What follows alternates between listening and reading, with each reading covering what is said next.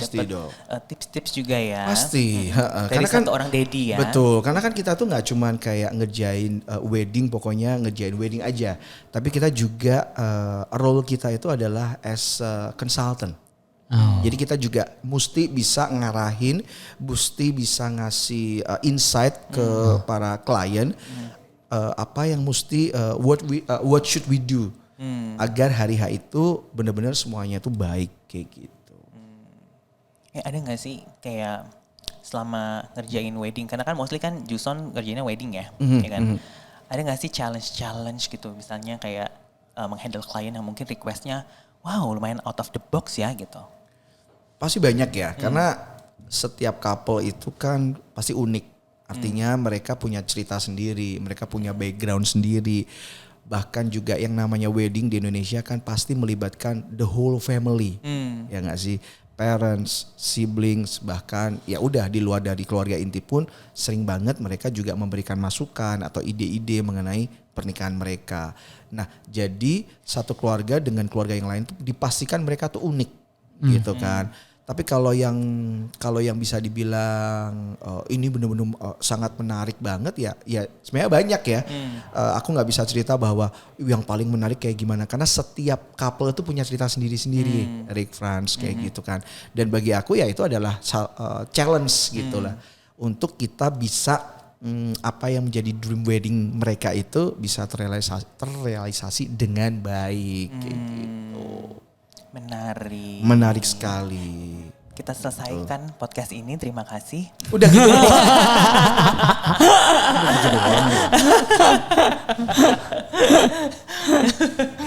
Terus sebagai satu orang daddy. Oke.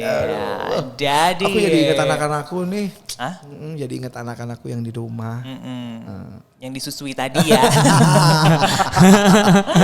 Kan susu formula itu mahal ya guys. Jadi disarankan ASI. Dan asbak sekarang. Dan asbak. Kalau bapaknya bisa, ayo boleh kayak gitu. Gimana cara mengatur waktu Anda ya kan? Karena kan kesibukan banyak banget. Aku pernah loh di-share lagi ngobrol sama Juson, di-share agenda yang ada di handphonenya tuh sampai oh wow gitu, kayak setiap jam tuh pasti ada ada agendanya. Kegiatan. Silakan 30 detik deh.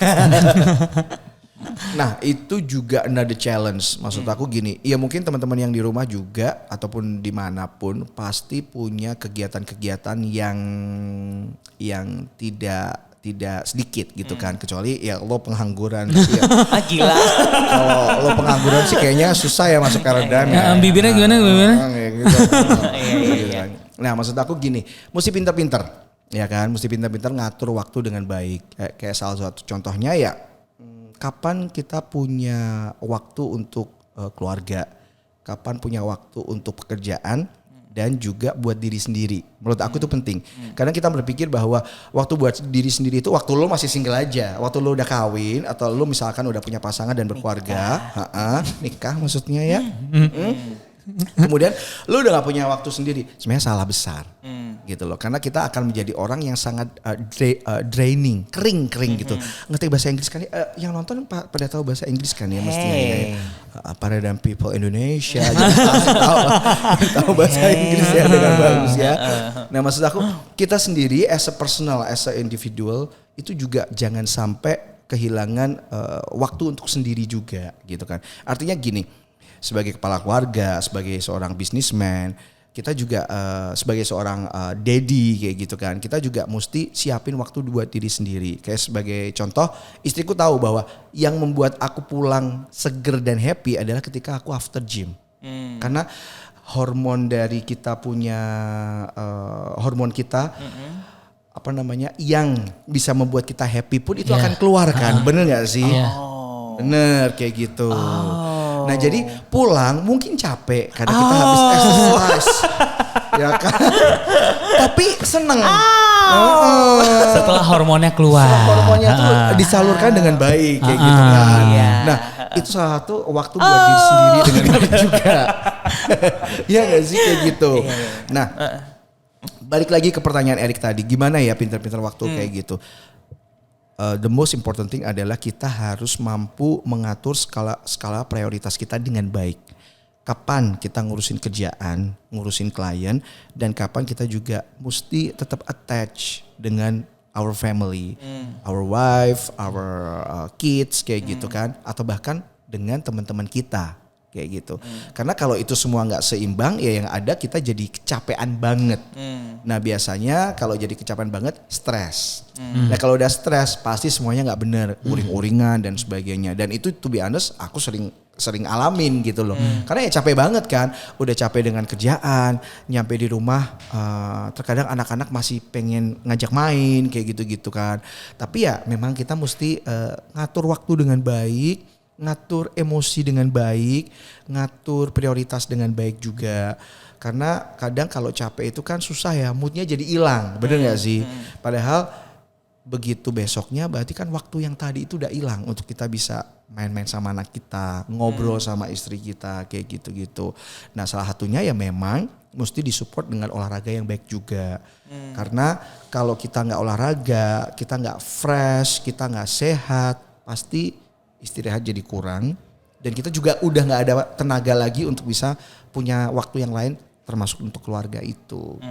Tuh prioritas tuh yang paling penting sih kalau menurut aku. Jadi tetap ya menjaga kebugaran walaupun sudah menikah harus dengan sejuta kesibukan. Betul. Kenapa?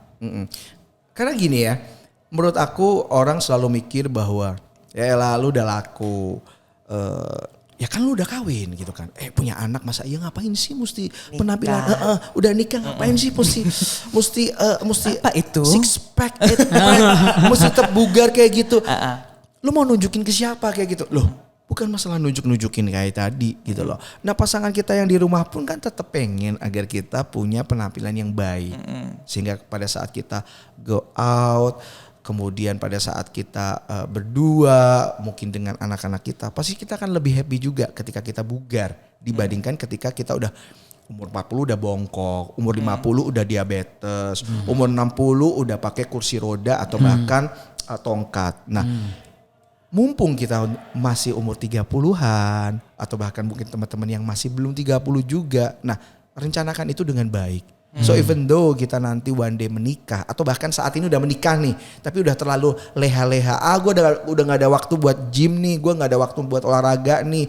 Kerjaan udah kayak gini, beban hidup meningkat, anak-anak gue udah mulai gede, udah nggak ada waktu misalkan kayak gitu. Nah, ya lu siapin waktu, karena kalau misalkan kita nggak siapin waktu itu nggak akan pernah ada. Jadi memang mesti siapin waktu, baru waktu itu akan ada kayak gitu kan. Makanya walaupun aku lagi capek banget, lagi meeting di mana-mana pun, at least gini, at least paling enggak gue ke Paradigm, mau satu kelas pun ya it's okay.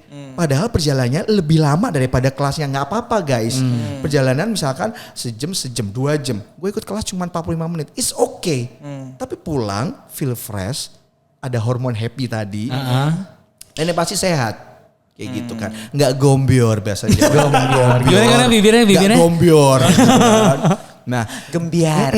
Kadang mikir kan, bahkan dan kadang kita sebagai cowok tuh egois. Yang penting istri gue kasih duit, lu gym deh, lu latihan aja. Karena kan masa sih cewek nggak langsing setelah lu jadi emak-emak kayak gitu kan. Salah, emang dia cewek nggak akan mikir yang sama ketika udah ngawinin cowok, udah jadi papa-papa, terus jadi gembior tadi, gitu kan. Padahal mungkin walaupun dia nggak ngucap, sebenarnya dia juga pengen suaminya juga tetap bugar kayak gitu kan. Nah, bagi suami-suami juga yang akan jadi suami juga, ya kita mesti berpikir ke sana bahwa ya perlu jaga kesehatan itu, sehingga pada saat kita menikah, punya anak pun, masa kita nggak mau anak kita walaupun udah nanti ABG jalan sama kita. Itu anak, itu papi lu ya? Kok kayak koko lu atau abang lu sih? That's my goal, Beb. Oh, Beb. Iya, Beb. Iya, Beb. Kayak gitu kan. Nah, maksud aku seperti itu juga. Nah, buat kalian para istri-istri juga, ya bisa sampaikan itu ke suami juga gitu loh, bahwa honey, you need to go exercise deh. Oh, jadi suaminya namanya Hani. Laki namanya Hani ya. Laki namanya Hani ya. Kayak gitu. Oke. Lu ke Paradigm deh kayak gitu. Maksudnya mungkin kita nggak, ya nih aku pengen kamu tuh tetap six pack semasa kita waktu pre-wedding atau pacaran zaman dulu. Mungkin nggak perlu ya. Nanti harga diri suami akan runtuh di situ kan. Dan jadi beban. Tapi paling nggak kita bilang gini, kamu nggak pengen nanti si Ucok kalau udah gede terus dia udah pacaran dan sebagainya, kamu dikenalin papanya masih segar bugar. Nah, kamu nggak pengen nanti pada saat mereka married, kemudian kamu salam-salaman sama tamu-tamu yang ada ataupun sama teman-temannya anak kamu, kamunya masih seger banget. Kayak gitu. Karena salah satu efek kita olahraga dan exercise kan look younger ya. Look younger gimana? Look younger ya daripada usia kita. Bener gak sih? Kalian tahu gak sih usia aku berapa? Kan gak pernah tahu kan usia aku berapa. Gak usah. Gak usah kayak gitu kan. Nah maksud aku itu penting banget gitu loh. Jadi jangan pernah berpikir bahwa olahraga, do exercise, go to the gym and everything itu adalah milik dari mereka yang usianya belasan atau paling 20-an atau kalau kita belum married aja. Tapi once kita get married and then kita punya have kids, kemudian sampai sebagainya kayak gitu. Gue udah bapak-bapak, gue udah ibu-ibu dan sebagainya. Masalahnya bukan laku nggak laku. Masalahnya ini seperti slogan dari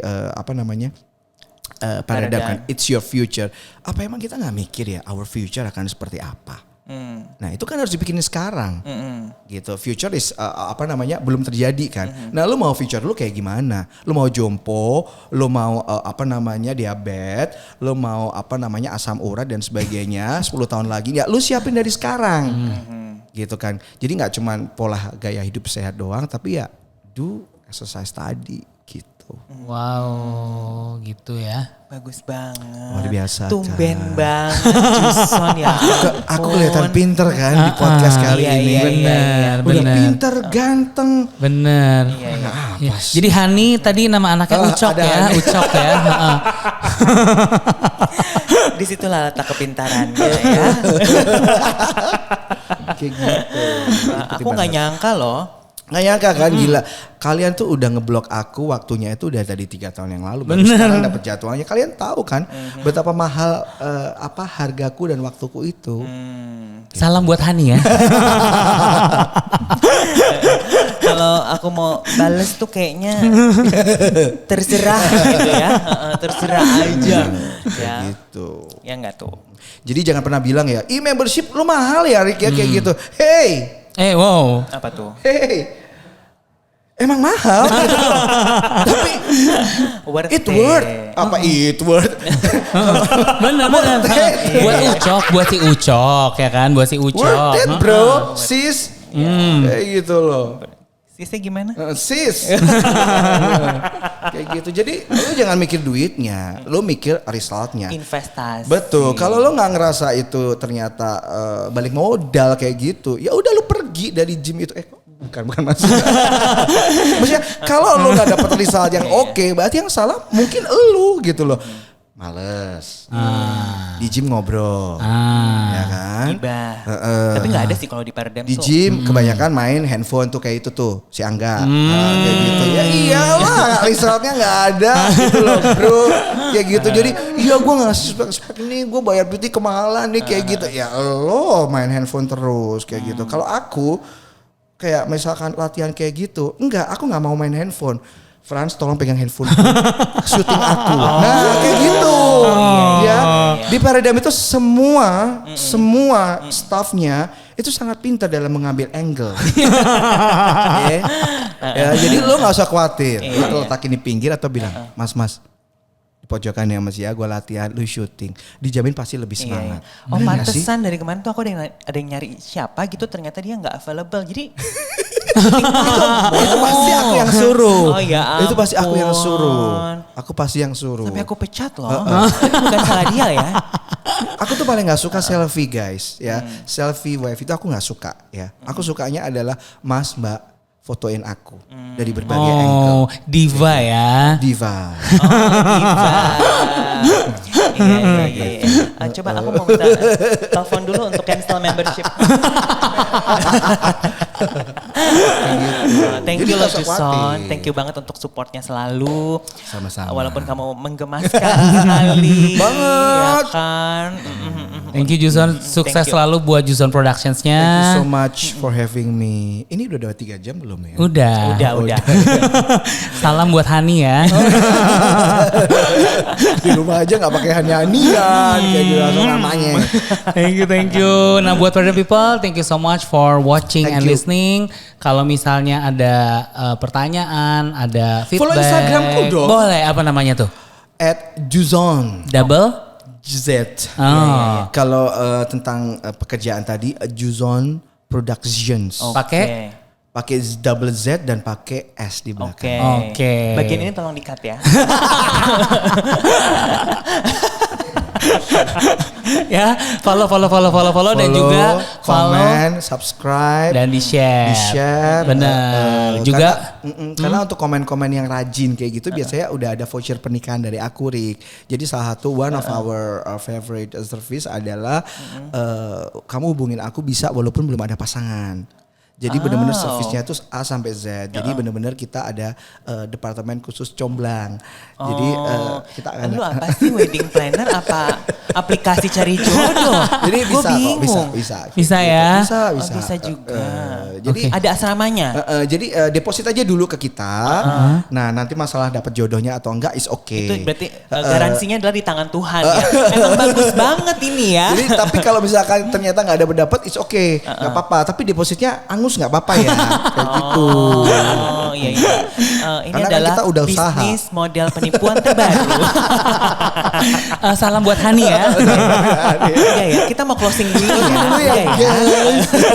Tuh, langsung follow Juson sama Juson Productions dan juga follow our social media, ada di banyak platform nih, Peredam Fitness Indonesia, ada di Instagram, ada di Facebook, LinkedIn, YouTube dan juga TikTok. Dan kita ketemu lagi in the next episode of Peredam Lifestyle Podcast powered by Peredam Fitness Indonesia. It's your future.